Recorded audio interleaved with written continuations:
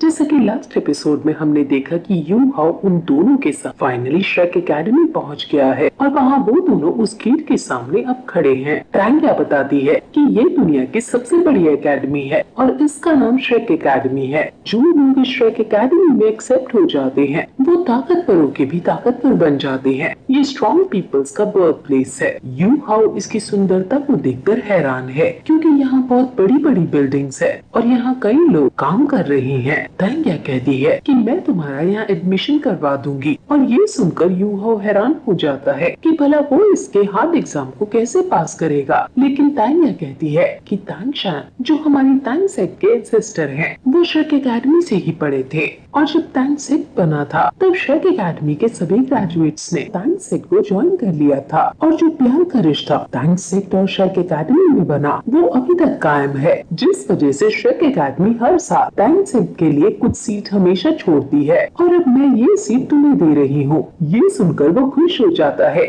लेकिन बीबी उसे कहता है कि यहाँ तुम क्योंकि नए हो इसलिए हर 3 महीने में तुम्हारा एग्जाम होगा और तुम्हें उसे पास करना होगा एक्सपेल न किए जाने के लिए। यू हाओ कहता है कि वो पूरी मेहनत करेगा इन एग्जाम्स के लिए और अब टैंग उसके वेल पार्क को देखकर उसे रिवॉर्ड में सोल स्टोरेज का जिसका नाम 24 ब्रिज मून बेल्ट देती है और इसमें ये अपनी चीजें स्टोर कर सकता है। अब ये खुशी खुशी आगे श्रेक सिटी के अंदर जाते हैं और यहाँ हर तरफ सोल गाइड थे जो कि उनकी एक तरह से टेक्नोलॉजी है। ये सोल गाइड का यूज करके अलग अलग काम करते हैं जैसे ट्रांसपोर्टेशन का, जैसे हमारे यहाँ इलेक्ट्रिसिटी है उनके यहाँ सोल गाइड है एनर्जी का फॉर्म और ये श्रेक सिटी बहुत ज्यादा टेक्नोलॉजिकली एडवांस है। यू हाओ एक राजकुमार है लेकिन फिर भी अपने महल में उसने इतनी ज्यादा टेक्नोलॉजी कभी नहीं देखी। बीबी यू हाओ को बताता है कि श्रेक एकेडमी का जो आज करंट स्टेटस है वो 4000 साल पहले जो युद्ध हुए थे उनकी वजह से बना था।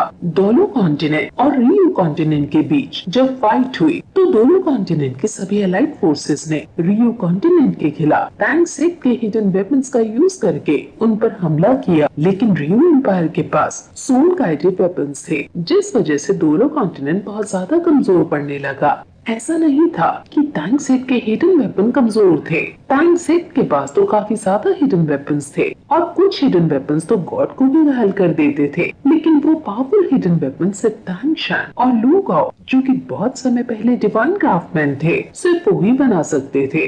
Common hidden weapon soul guided weapon के आगे कमजोर पड़ गए जिस वजह से दोनों कॉन्टिनेंट के एलाइड फोर्सेस हारने लगी। लेकिन तभी श्रेक एकेडमी के फॉर्मधीन युद्ध में कूदे और उन्होंने 60 गैंगाओ दोनों को इकट्ठा कर लिया जिससे परिस्थितियां उन्होंने बदल दी और रियो एम्पायर को हरा दिया। अब श्रेक एकेडमी किसी भी कंट्री से बिलोंग नहीं करती, ये अपना एक इंडिपेंडेंट एग्जिस्टेंस रखती है और फिर जब से दोनों कॉन्टिनेंट की जीत हुई तब से ही टैंग सेट का डिक्लाइन शुरू हो गया। ये बात करते करते ट्रैवल भी कर रहे हैं और ये एक लिफ्ट में बैठकर ऊपर जा रहे हैं। यू हाओ पूछता है कि क्या सोल गाइड सच में इतने ताकतवर हैं? क्योंकि जिंगलो एम्पायर में तो मैंने रियली ही कोई सोल गाइड देखा होगा। जिस पर बीवी कहता है कि दोनों कॉन्टिनेंट के 3 किंगडम्स में तो सोल मास्टर्स बहुत ज्यादा रिस्पेक्टफुल माने जाते हैं और इसलिए बहुत सारे soul masters soul guide tools को ठुकरा देते हैं, उन्हें रिजेक्ट कर देते हैं क्योंकि उनका ये मानना है कि ये उनके अपनी पार नहीं है। सोल गाइडिंग पार कोई साधारण शक्ति नहीं है और इसके सोल मास्टर के ऊपर जो इसे यूज करता है उस पर भी बुरा प्रभाव पड़ता है।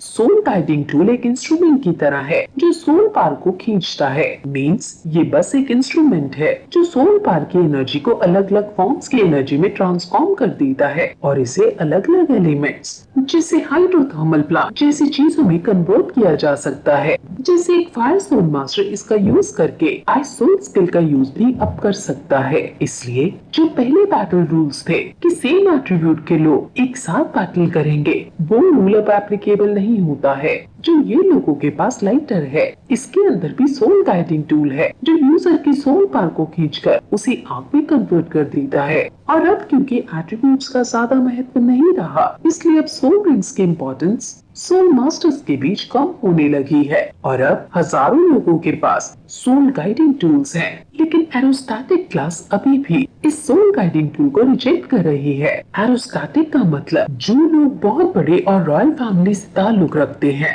वो लोग इसको अभी भी रिजेक्ट कर रहे हैं। यू हाउ पूछता है कि नॉर्मल लोग क्यों इसको बहुत ज्यादा मात्रा में एक्सेप्ट कर रहे हैं, जिस पर बीबी बताता है कि इनकी दुनिया में बहुत कम लोग ही हैं जो सोल मास्टर्स हैं और ज्यादातर वो लोग हैं जो नॉर्मल हैं और उनकी सोल पावर वीक है। वो बस अपनी लाइफ को इम्प्रूव करना चाह रहे हैं और इस सोल गाइडिंग टूल से वो बहुत आसानी से ऐसा कर पा रहे हैं। अब वो एक ट्रैक में बैठे हैं श्रेक एकेडमी तक जाने के लिए और वो ट्रैक भी ड्राइवर की सोल पावर को सोल गाइडिंग टूल की मदद से लोकोमोटिव एनर्जी में कन्वर्ट करके चला रही है। यू हाउ समझ जाता है कि तांग्या सेक्ट मास्टर है, इसलिए वो सोल गाइड को रिजेक्ट कर रही है। लेकिन हिडन वेपन्स कहाँ तक सोल गाइडेड वेपन्स का मुकाबला कर पाएंगे?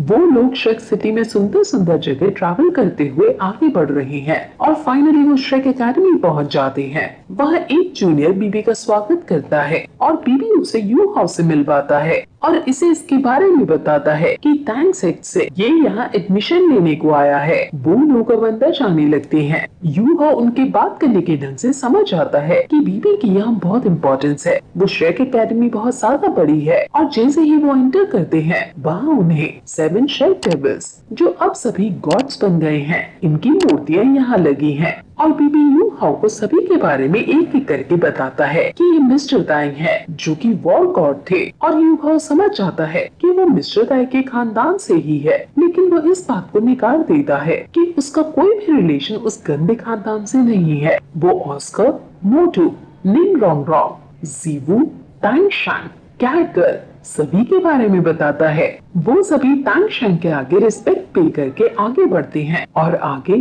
तीनों मास्टर्स, ग्रैंड मास्टर्स, डीन फ्रांटर और अर्लॉन्ग की मूर्ति थी और यही तीनों श्रेक एकेडमी के फाउंडिंग फिगर्स थे और इनको साथ में गोल्डन आयरन ट्रायंगल बुलाया जाता है। अब बीवी बताता है कि यहाँ से हम लोग अलग हो जाएंगे क्योंकि लेफ्ट में मार्शल सोल डिवीजन है और राइट में सोल गाइड डिवीजन है और ये श्रेक एकेडमी के 2 डिवीजन है और ये दोनों ही आउटर कोर्ट में बने हुए हैं। श्रेक एकेडमी 2 सेक्शंस में बटा हुआ है, पहला इनर कोर्ट, दूसरा आउटर कोर्ट। आउटर कोर्टयार्ड में स्टूडेंट्स 6 साल तक रहते हैं और फिर उसके बाद वो इनर कोर्ट में जाते हैं और यहाँ के साउथ में हाइशन आइलैंड और गोल्डन एरिसन ट्री एकेडमी है। तो असलियत में इनर कोर्टयार्ड के अंदर वाले लोग ही असल में श्रेक एकेडमी के स्टूडेंट्स होते हैं। श्रेक एकेडमी का मोटो सिर्फ खतरनाक से खतरनाक मॉन्स्टर्स को एक्सेप्ट करना है जो कि जीनियस हो, इसलिए इनर कोर्टयार्ड के अंदर सिर्फ वो ही जा सकता है जो बहुत ताकतवर हो। वो सिर्फ हीरे को और ज्यादा तराशने का काम करते हैं।